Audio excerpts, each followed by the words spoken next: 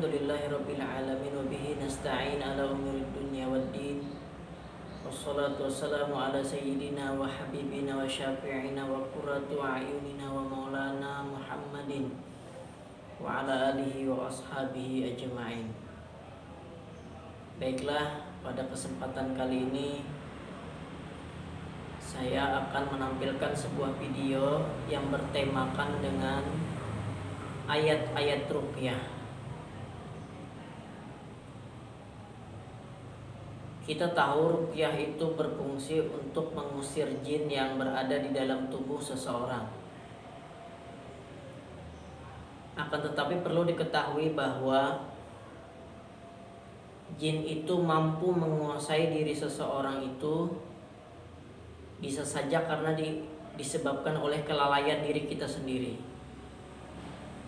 Sebagai contoh, orang itu jarang sholat, jarang baca Quran, jarang berzikir, jarang membaca sholawat. Otomatis karena dia jarang membaca itu, jin suka kepada dirinya karena dia sedang jauh dari Allah Subhanahu wa ta'ala. Jadi salah satu cara mengatasi tubuh yang dirasuki jin itu sebenarnya diri kita sendiri, yaitu bagaimana cara kita agar lebih mendekat lagi kepada Allah, menjauhi maksiat, menjauhi dari makan makanan yang haram, berbohong, melakukan dosa-dosa yang mana dengan sebab dosa tadi jin suka kepada diri kita. Penonton sekalian yang dirahmati oleh Allah, mudah-mudahan dengan adanya video ini dapat menyembuhkan bagi siapa saja yang mungkin merasa di dalam dirinya terdapat gangguan jin. Yang perlu dibaca ialah beberapa ayat yang akan saya sampaikan berikut. Biasanya kalau saya mendapati ada orang yang kerasukan, ayat-ayat inilah yang saya gunakan. Akan tetapi ini semua berdasarkan dengan pengalaman dan juga ada beberapa saya ambil daripada tokoh-tokoh peruqyah. Contohnya seperti Syekh Abdul Rauf bin Halimah. Beliau itu luar biasa, banyak mengislamkan orang jin-jin, menyadarkan orang-orang, luar biasa beliau itu. Nah, dan itu bisa kita terapkan juga di dalam kehidupan kita karena Al-Quran itu milik umat Islam seluruhnya. Jadi silahkan kalian gunakan ayat Al-Quran untuk membersihkan diri kita daripada gangguan jin. Penonton sekalian yang dirahmati oleh Allah, biasanya yang pertama kali itu kita membaca Inna waliyallahu alladzi nazzala al-kitaba wa huwa yatawallas shalihin. Kemudian kita baca aina ma takunu ya'ti bikumullahu jami'an innallaha 'ala kulli syai'in qadir. Apa maksud ayat itu? Jadi perlu dipahami, seorang peruqyah itu harus memahami arti ayat yang dibaca. Nah, ayat Al-Quran itu seperti kita memegang senjata. Kalau orangnya tidak mahir menggunakan senjata, senjatanya hebat, tetap tidak akan tepat sasaran. Akan tetapi apabila yang memegang senjata ini orangnya ahli mengendalikan senjatanya, maka senjata biasa pun akan mempan, akan tepat sasaran. Apa yang membuat seseorang itu ahli di bidang menembak tadi? Dia harus menguasai dengan yang dibaca. Maksudnya apa? Mengerti artinya. Dan yang terpenting adalah hubungannya baik sama Allah. Jangan sampai kita ini sedang banyak berdosa lalu berdoa kepada Allah. Ya, doa kita pasti didengar, akan tetapi mungkin agak lambat responnya karena kita masih dalam keadaan berdosa. Akan tetapi apabila hubungan kita baik sama Allah, bersih diri kita daripada dosa, lalu kita berdoa, jelas dikabulkan langsung oleh Allah Subhanahu wa taala. Misalkan orang tadi membacakan ayat kursi kepada orang yang kerasukan, ternyata dia banyak dosa sama Allah, bisa saja tidak ditolong karena pertolongan Allah itu dekat kepada orang-orang yang baik. Penonton sekalian yang dirahmati oleh Allah, jadi yang pertama tadi bacaannya adalah inna waliyallahu alladzi nazzalal kitaba wa huwa yatawallas shalihin. Artinya sesungguhnya pelindungku adalah Allah yang telah menurunkan Al-Quran dan dia bersama orang-orang yang soleh. Jadi itu diyakini di hati supaya ya makhluk-makhluk jin ini tidak menyerang kita. Maksudnya Allah melindungi kita dan kita yakini. Terkadang kita ini baca ayat kurang yakin. Keyakinan penting sekali. Kemudian aina ma takunu ya'ti bikumullahu jami'an innallaha 'ala kulli syai'in qadir. Dimanapun kalian berada, maka sesungguhnya akan datang suatu hari di mana kalian akan dikumpulkan, dihimpunkan oleh Allah, dan sesungguhnya Allah Maha Kuasa atas segala sesuatu. Maksudnya apa? Kita melacak nih di mana di dalam tubuh orang ini ada jinnya. Jadi kita baca, didengarkan di telinganya, kita ulang berkali-kali. Kalau memang ada jinnya itu biasanya ada respon, entah tangan bergerak atau seperti mual-mual dan lain sebagainya. Tapi itu baru tahap awal. Kemudian yang apa yang kita baca? Surah At-Taubah. Bara'atu minallahi wa rasulihi ilal ladzina ahadtum minal musyrikin. Ini maksudnya adalah kita memutus hubungan antara syaitan dengan diri kita. Baro'ah itu artinya pemisah, melepaskan. Karena biasanya jin-jin kiriman itu bersekutu dengan dukun yang mengirim kiriman tadi. Biasanya berupa santet atau guna-guna. Biasanya ada hubungan antara jin yang di dalam tubuh ini dengan dukun itu. Dan dalam artian memisahkan antara jin tadi dengan diri kita.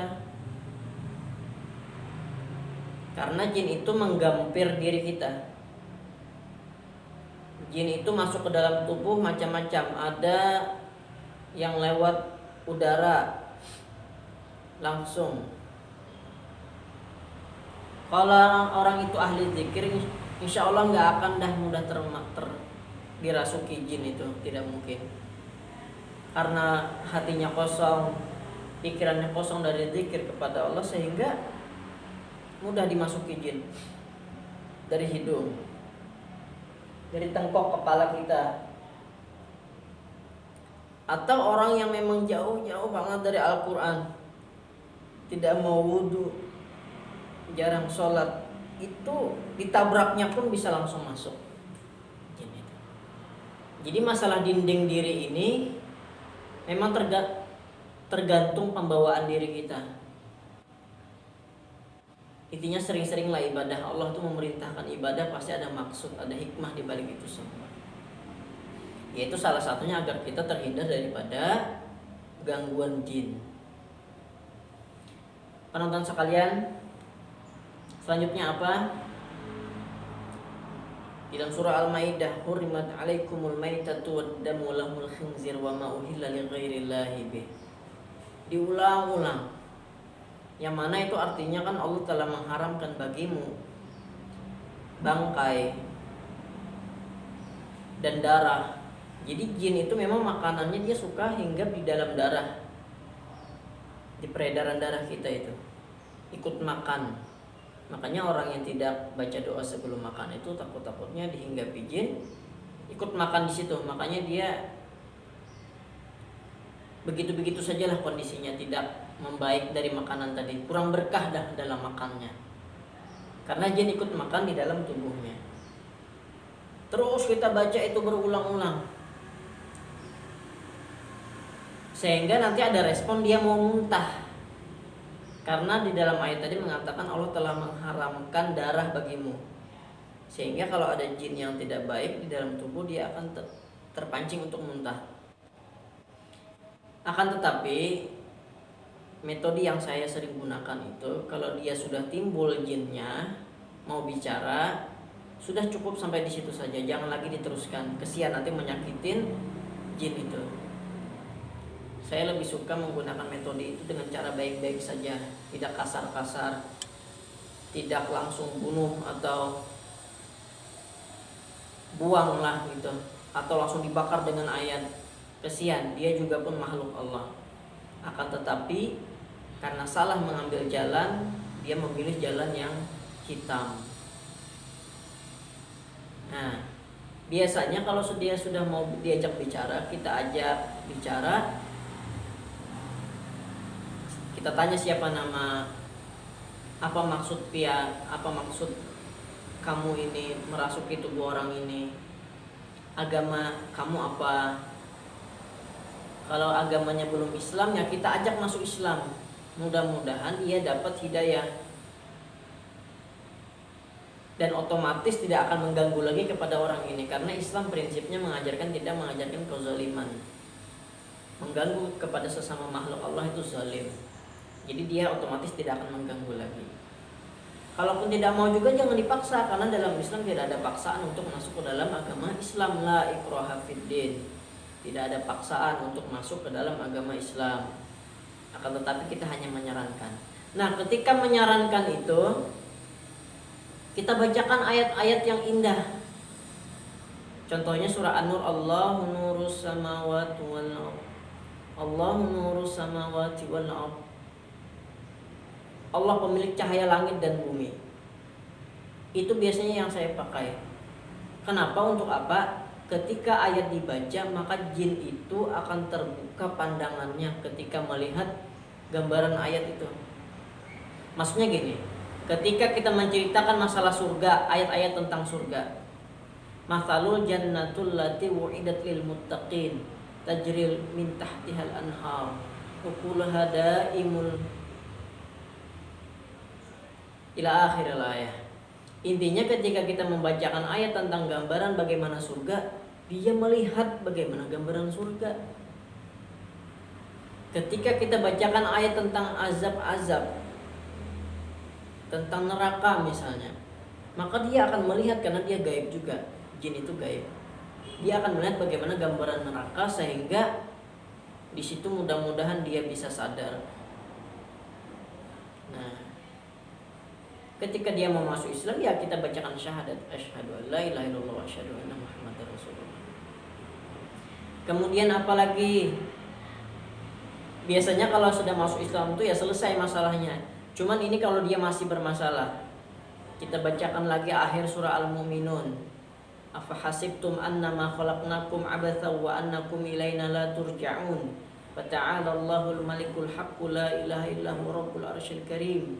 Wa may yad'u ma'allahi akharaba burhana lahu bihi fa inna ma hisabuhu 'inda rabbih innahu la yuflihul kafirun wa qur rabbighfir warham anta khairur rahimin. Ayat itu berbicara tentang apakah engkau mengira Allah menciptakanmu itu hanya untuk main-main. Maksudnya apa? Kita ini mengingatkan kepada jin tadi, bahwasanya kehidupan kita ini akan dipertanggungjawabkan semuanya dan tidak main-main. Nah, biasanya dia kalau dengar ayat itu memberontak. Kita ulang beberapa kali. Selain itu juga kita bisa membaca surah Al-Falaq, An-Nas, karena itu memang doa-doa perlindungan kepada gangguan jin, sihir, dan lain sebagainya. Dua ayat mu'awwizatain itu yaitu qul a'udzu birabbil falaq dan qul a'udzu birabbin nas, surah Al-Falaq dan surah An-Nas. Kita bisa juga membaca ayat kursi. Ketika di ujung ayat kita bisa mengulang-ulangnya, wala ya'uduhu hifzuhuma wa huwal 'aliyyul 'azim, wala ya'uduhu hifzuhuma wa huwal 'aliyyul azim wa la ya'uduhu hifdzuhuma wa huwal 'aliyyul 'azim. Berulang-ulang. Semakin kita resap di hati bacaan, semakin mantap bacaan. Jadi bacaan kita bukan hanya di mulut tapi sampai di hati. Karena ini kitab kita harus bangga dengan ayat-ayat Al-Quran.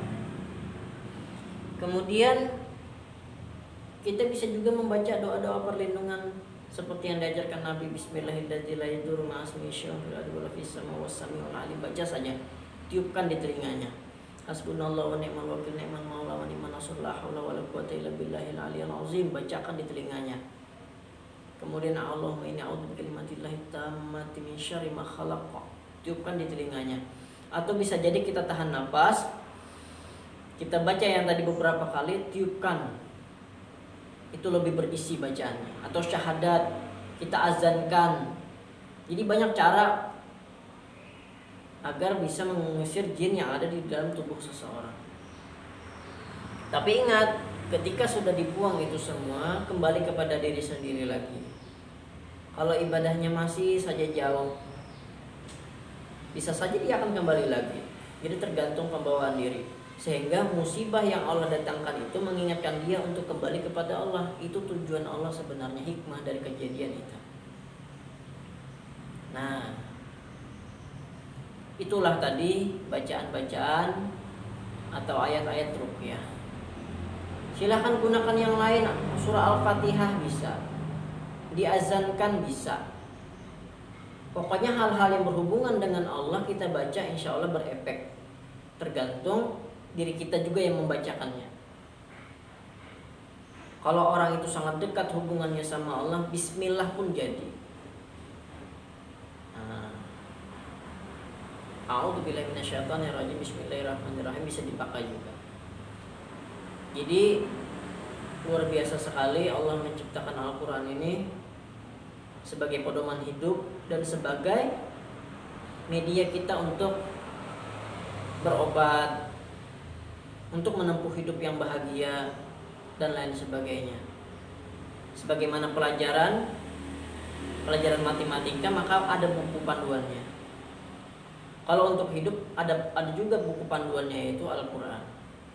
Jadi banyak sekali fungsi Al-Quran yang mana di dalamnya ada berkisah tentang para nabi, janji-janji Allah. Nah, kalimat-kalimat janji di dalam Al-Quran itu bisa dibacakan untuk jin tadi.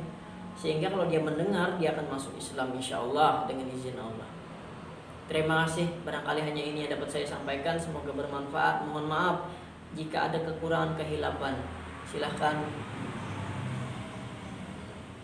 Anda tonton terus video-video saya selanjutnya.